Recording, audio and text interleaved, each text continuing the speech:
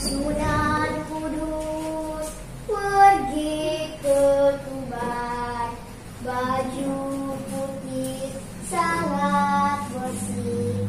Waalaikumsalam sebagai jawaban, saya ucapkan terima kasih. Assalamualaikum warahmatullahi wabarakatuh. Waalaikumsalam warahmatullahi wabarakatuh. Halo teman-teman dan dewan juri, apa kabar hari ini? Baik. Perkenalkan, nama saya Mawaddah Regina Putri. Selamat datang di SD Negeri 2 Budong-Budong. Kali ini Mawaddah akan menceritakan sebuah legenda yang berasal dari Sulawesi Barat. Cerita ini tidak kalah menarik dari cerita legenda Toman Jadi Duyung. Cerita ini diterbitkan oleh Suyono Suyatno. Cerita ini diterbitkan pada tahun 2016. Cerita ini, nah teman-teman, begini kisahnya. Tersebutlah seorang gadis pada zaman dahulu. Ia tinggal bersama adiknya di sebuah rumah panggung di tengah hutan belantara. Nah teman-teman, kalian tahu tidak, mereka itu telah yatim piatu. Rumah yang mereka huni rapat tertutup dengan tanaman paria. Dengan itu orang-orang pun menyebutnya si gadis dengan sebutan Samba Paria. Pada suatu hari, Samba Paria dan adiknya memakan panganan yang terbuat dari singkong. Adiknya menjatuhkan satu makanan itu karena masih panas. Ia tidak mau memungutnya karena makanan itu telah terkena tanah. Nah teman-teman, tiba-tiba anjing kesayangan sang raja yang tengah berburu menemukan makanan tersebut. Ia menggigit dan membawanya kepada sang raja. Sang raja sangat keheranan ketika melihat anjing kesayangannya membawa makanan. Ia yakin pembuat makanan itu tidak jauh dari tempat berburunya. Mengingat makanan itu masih hangat, ia lantas memberikan isyarat kepada anjingnya untuk membawanya ke tempat di mana ia menemukan makanan tersebut.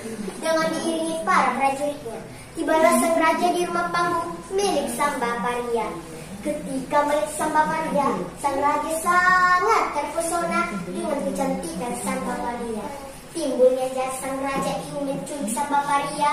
Setelah ia mengetahui Samba Paria hanya hidup berdua dengan adiknya yang masih kecil, ia lantas berpura-pura meminta air minum. Ambilkan aku sedikit air. Ampun Baginda Raja, air minum hamba telah habis. Jika Baginda Raja siap untuk menunggu, biarlah adik hamba mengambilkan air dari balik gunung terlebih dahulu. Ketika adik Samba Paria pergi mengambil air dari mata air di balik gunung, sang raja menjalankan niat jahatnya untuk menculik Samba Paria. Dia memerintahkan para prajuritnya untuk membawa Samba Paria. Samba Paria mencari cara agar bisa bebas dari sekapan sang raja. Sebelum dibawa para prajurit sang raja, Samba Paria mengajukan syarat. Perkenankan, hamba ingin membawa sayur dan paria. Hamba sangat senang jika memakan sayur dan paria. Sang raja memenuhi permintaan Samba Paria. Samba Paria pun dibawa menggunakan kuda menuju istana kerajaan. Tanpa diketahui para prajurit sang raja mengawalnya, Samba Paria merobek-robek daun paria yang dibawanya. Ia merobek di sepanjang jalan yang ia lalui. Ia berharap adiknya dapat mengikutinya hingga ke tempat di mana ia dibawa. Adiknya yang tidak menemukan kakaknya di rumah sangat kebingungan dan ketakutan. Ia yakin kakaknya itu dibawa paksa oleh sang raja. Ketika adik Samba Paria melihat robekan-robekan daun paria, ia yakin itu petunjuk dari kakaknya. Ia pun mengikutinya selama 2 hari 2 malam. Tibalah adik Samba Paria di halaman istana kerajaan. Adik Samba Paria pun berteriak memanggil nama kakaknya, namun kakaknya tidak menyaut. Akhirnya adik Samba Paria pun berseru keras-keras, "Jika kakak tidak menyaut, tunjukkan setengah wajah kakak dari jendela itu." Sang raja lantas menunjukkan wajah seekor kucing dari balik jendela itu. Adik Samba Paria pun sangat heranan ketika melihat melihat wajah seekor kucing dari balik jendela itu. Adik sama Maria pun kembali berteriak, "Tunjukkan tangan kakak!" Sang raja lantas menunjukkan kaki depan kucing melalui jendela istana kerajaan. "Tunjukkan kaki kakak!" Sang raja menunjukkan kaki belakang kucing. Adik sama Maria pun jengkel dan kesal. Dengan itu ia lalu berucap, "Aku akan pulang ke rumah panggung, tapi sebelumnya aku akan menanam pohon kelor. Ingat-ingatlah kak, jika pohon kelor itu layu, itu bertanda aku tengah sakit keras. Jika pohon kelor itu mati, aku pun juga mati." Sang Paparia sangat sedih mendengar pesan adiknya itu. Ia juga tidak bisa berbuat apapun karena dua prajurit sang raja bersenjata senantiasa menjaganya dari luar ruangan sekapan. Namun berbagai cara, akhirnya sang Paparia dapat melihat pohon kelor yang ditanam adiknya. Namun beberapa hari kemudian pohon kelor itu terlihat lain. Itu bertanda adiknya tengah sakit keras. Sang Paparia mencari cara agar bisa bebas dari sekapan sang raja. Sang Paparia pun mengajak dayak-dayak untuk mandi di sungai. Ketika sedang mandi di sungai, sang Paparia sengaja menjatuhkan cincin emas pemberian sang raja. Sang Paparia pun menyuruh dayak-dayak untuk mencarinya. Nah teman-teman, ketika dayak-dayak itu sibuk mencari cincin emas itu, sang Paparia pun diam-diam meninggalkan mereka dan menaiki kuda yang sudah disiapkan terlebih dahulu. Sang Paparia pun bergegas menuju rumah panggungnya. Adiknya tengah sakit keras gembira melihat kakaknya yang telah pulang. Ia tak sabar memakan masakan buatan kakaknya. Kesehatannya pun mulai berangsur-angsur membaik. Namun sang Paparia berpikir sang raja akan menyusulnya. Sang Paparia pun membuat sesuatu untuk menyambut kedatangan sang raja. Sang Paparia mencampurkan cabai rawit, biji-biji merica, daun bunga yang banyak, abu-abu sampai menyerupai adonan kue. Ketika sang raja benar-benar datang, sang Paparia langsung menyiramkan ramuan rasa enak ke wajah sang raja. "Aduh, mataku pedih!" Sang raja menjerit kesakitan. Diusap-usap matanya, bukannya rasa pedihnya malah berkurang, melainkan bertambah-tambah pedih. Namun, teman-teman, ketika sang raja mengusap kedua matanya, ia terpeleset dan jatuh dari rumah panggung. Lehernya terbentur ke tanah dengan sangat keras. Ia pun mengembuskan napas terakhirnya. Sang Paparia pun dan adiknya hidup dalam ketenangan dan kedamaian setelah sang raja dan yang jahatnya meninggal dunia. Sang Paparia pun dan adiknya tetap tinggal di rumah panggung di tengah hutan belantara. Nah teman-teman, adik sang Paparia pun hidup dalam kebahagiaan. Sebelum Mawadah mengakhiri cerita ini, Mawadah akan menyampaikan pesan-pesan yang dapat kita ambil dari cerita ini. Kita tidak boleh berbuat jahat karena suatu saat nanti kita akan dapat balasannya. Sebelum Mawadah mengakhiri cerita ini, Mawadah akan berpantun. Kalau ada sumur di ladang, bolehlah kita numpang mandi. Jika Allah berikan umur yang panjang, insya Allah kita akan bertemu lagi. Amin. Mawadah akhiri cerita ini dengan ucapan wabillahi taufiq wal hidayah. Wassalamualaikum warahmatullahi wabarakatuh.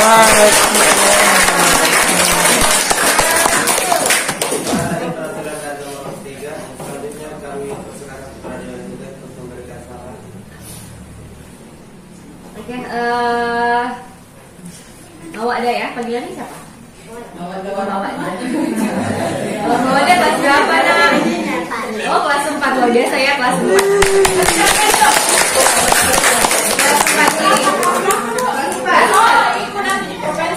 Amin. Oke, dari perbandingan yang kami dari kecamatan-kecamatan sebelumnya ya, Mawadah ini punya karakter tersendiri. Dia itu kalau ngomong matanya bicara. Jadi kita yang mendengar itu betul-betul tertarik untuk melihat Mawadah cerita seperti itu. Karena bukan saja ekspresinya yang berbicara, tapi matanya juga ikut berbicara. Jadi kita betul-betul tertarik untuk mendengarkan lebih lanjut dan sampai selesai ceritanya seperti apa. Cuman satu hal catatan penting untuk insya Allah misalnya kalaupun lolos. Amin. Amin. Itu yang perlu diperhatikan adalah temponya. Tadi Wadah agak cepat sekali ngomongnya gitu. Jadi akhirnya untung nafasnya bisa diatur, tapi kedengaran dari saya gitu. Gitu nih ngomong tanah dari. Iya. Iya. Cepat sekali nih. Jadi semangat. Iya. Mungkin karena semangatnya Bunda ya, semangatnya teman-teman. Jadi akhirnya dia mau sekali sampai ini ceritanya selesai. Dapat sekali kita bisa tahu jalan ceritanya. Oh akhirnya seperti ini, oh ininya seperti ini. Bagus sekali. Itu lagi nak ya. Jadi nanti pelan-pelan saja ceritanya. Memang mungkin ada durasi sekitar 10 menit. Ini ceritanya panjang memang, aslinya di buku perpustakaan itu panjang, ada berapa lembar. Dan Wadah sudah pangkas itu. Jadi insya Allah dapat. Kalaupun diperlambat cara bicaranya itu waktunya sepertinya tidak lama aja. Enggak lama banget. Jadi pelan-pelan saja ngomong, pelan-pelan saja cerita. Terus kalau bisa tadi pemanisnya itu ada di awal tuh kayak pantun. Terus dialognya itu ada sedikit, kalau bisa ditambahkan lagi. Terus ekspresinya misalnya, kakak tolong dengarkan itu sedih kalau saya kok. Jadi mimiknya kalau bisa simpuh boleh kok, sambil teriak menghadap ke atas. Supaya itu menjadi pemanis, karena tadi datar itu semangat terus, mungkin bisa diselipkan dengan ada sedihnya, ada ceriahnya ya seperti itu. Jadi nanti kalau misalnya pakai cerita ini lagi dibawa ke sana, boleh sambil sedihnya di situ supaya bervariasi karakternya yang dibawakan. Oke? Mungkin cukup sekian, pokoknya hampir perfect. Tambahan sedikit mungkin. Kalau misalnya lolos ke kabupaten yang mudah, karena kita ini besok masih ada pengalis satu lagi. Jadi kemarin kita sudah ke 3 kecamatan, oke, dan perbandingannya adalah tinggal mungkin menambahkan properti supaya jadi pemanis, supaya kita langsung wah tambah menarik ini ceritanya kalau ada propertinya, lebih meyakinkan karena ketiga kecamatan ini sudah siap, mereka semua tuh sudah siap properti, mereka punya kualitas yang cerita juga sudah bagus. Makanya tadi saya sempat cerita karena kebetulan di kecamatan Tokoyo itu yang kemarin mewakili adalah Tangkau, siswanya di Dewi. Sudah ada saingannya siswa menjadi hati-hati. Karakternya sama Bu, maksudnya karakternya sama ya Bunda ya. Karakternya sama, cepat juga deh cara berceritanya, tidak ada tempo. Biasanya ada saingannya siswamu, tapi hati-hati karena ini matanya lebih bercerita. Dan mata yang bercerita itu agak susah didapat. Tahun kemarin SD 1 Budong-Budong dapat matanya itu bercerita, jadi tanpa dia bicara pun kita sudah, oh ini jalan ceritanya, itu matanya yang bercerita, dan ini susah. Makanya kata saya hati-hati siswamu ini bisa saja karena karakternya sama, cepat juga, tapi ini lebih berekspresi, matanya bercerita.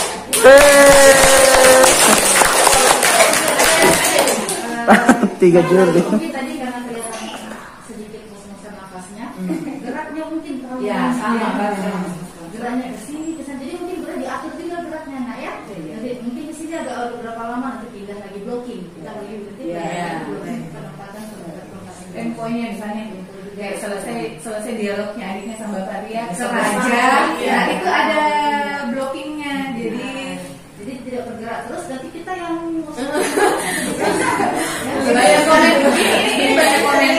ini banyak komentar karena ya kan kita sudah bisa melihat sendiri, bukannya ini ya. Masa kita banyak komentar karena siapa tahu nanti ini belum hasil akhir. Tapi kalaupun misalnya lolos, kapan lagi kita bisa kasih masukan. jadi nanti Masukan untuk di kabupaten itu bisa saja penyebabnya apa yang kita ucapkan jadi berantakan, bisa saja lupa teks apa semuanya jadi yang kita rencanakan jadi buyar semuanya, jadi lupa. Kostum juga ya. Kostum juga kalau kata saya sih tidak harus cantik selalu cantik ya. Kalau kostum itu kan bisa juga menghayati dari tokoh. Jadi tidak harus cantik sebenarnya. Bisa juga jadi kayak wanita, jadi gadis desa boleh. Bisa jadi itu kostum juga sebenarnya kalau dari kami Dewan Juri sih ya bisa juga menarik. Maksudnya menambah nilai, ibaratnya tidak harus selalu full yang di salon, tidak, tapi ya itu tadi misalnya dia jadi gadis desa atau apa gitu saja menambah penilaian supaya jalan ceritanya lebih menarik. Oke, dari kami sedikit barangkali sedikit ibu ini kebetulan 14 poin sama itu tidak ada dibisikan walaupun tidak dibisik sudah kenyataan. Jadi seperti apa yang dikatakan tadi ini bahwa ini apa namanya banyak ngos-ngosan. Jadi mungkin saya kasih masukan kepada ibu bahwa kita ini semua setiap kecamatan semua ada andalan dan semua yang nomor satu seperti ini semua, bahkan lebih. Jadi memang persaingan semakin dekat. Nah, apa namanya, kemenangan ada di tangan ibu, bukan di tangan saya, bukan di tangan ibu. Kemenangan di tangan ibu. Jadi hanya sedikit barangkali saya masukkan seperti apa yang dibilang tadi ibu bahwa itu terlalu banyak ngos-ngosannya. Ibu, saya kasih masukan, siapa tahu, saya tidak tahu apakah dari Tangkau, apakah dari Budong-Budong, Pangale, karena besok ini saya juga belum tahu seperti apa di Pangale. Yang nomor satu semua bagus. Cuma barangkali saya pesankan kepada ibu pendampingnya sebagai kepala sekolah ini bahwa ini sekiranya geraknya dikurangi. Kalau memang ini rezekinya anak kita ini untuk mewakili kabupatennya kita, saya tidak menentukan dia, jangan sampai bilang juga menentukan karena Tangkau begini juga. Kebetulan ada ibu gurunya Yuri di sini, tapi saya awasi. Tidak ada dibilang ditambah-tambah. Pokoknya, jadi ini teknik-teknik bacanya juga Bu harus diperbaiki. Siapa tahu salah tulis Yuri dia yang mau profesi. Amin. Jadi berdoa, mudah-mudahan kan Allah yang membolak-balikan matanya Yuri. Berdoa dan perbaiki, jangan terlalu tergesa-gesa, mau cepat selesai. Nah, seperti tadi bilang Ibu Dewan Yuri, kalau perlu kita pelan-pelan singgah dan jangan selalu pindah-pindah. Di situ saya akan banyak memberikan teman-teman, begini teman-teman, jangan salah pindah-pindah kayak liga dangdut. Kita ini hanya bercerita. Itu masukan, bukan saya menilai, bukan saya menilai itu tiga orang.